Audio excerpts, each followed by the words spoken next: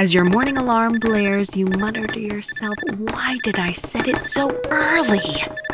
While brushing your teeth, you think, "I need a haircut."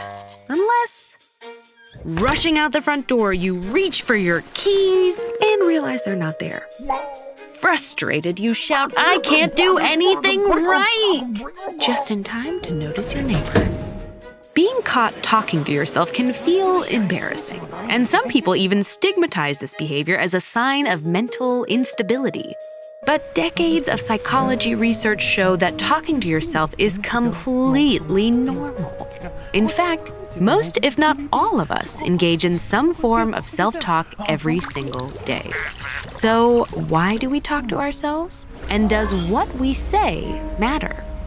Self-talk refers to the narration inside your head, sometimes called inner speech. It differs from mental imagery or recalling facts and figures. Specifically, psychologists define self-talk as verbalized thoughts directed toward yourself or some facet of your life. This includes personal conversations like, "I need to work on my free throw." But it also includes reflections you have throughout the day, like, "The gym's crowded tonight. I'll come back tomorrow." And while most self-talk in adults tends to be silent, speaking to yourself out loud also falls into this category.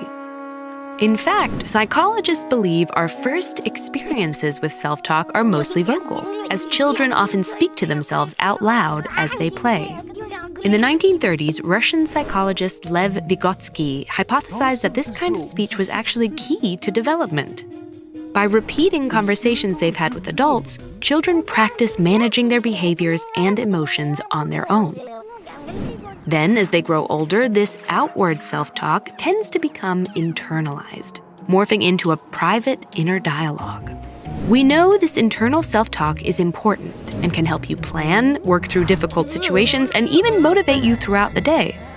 But studying self-talk can be difficult. It relies on study subjects clearly tracking a behavior that's spontaneous and often done without conscious control. For this reason, scientists are still working to answer basic questions like, why do some people self-talk more than others? What areas of the brain are activated during self-talk?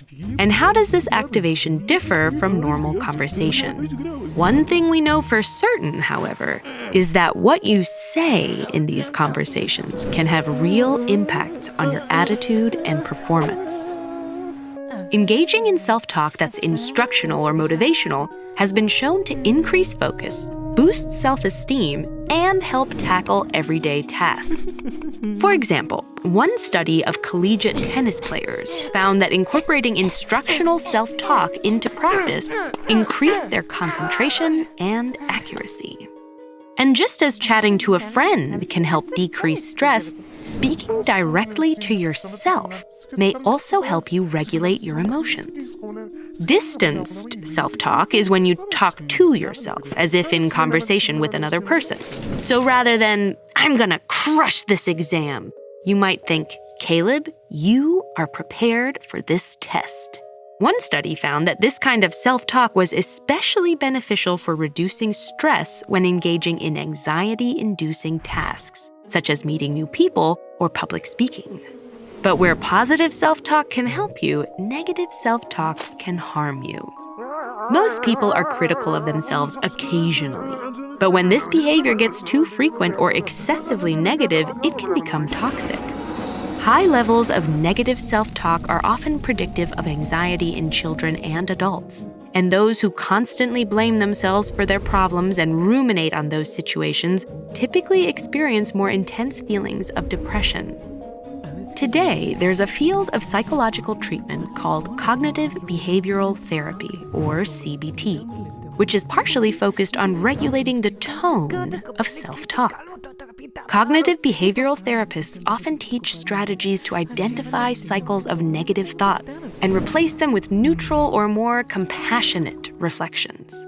Over time, these tools can improve one's mental health.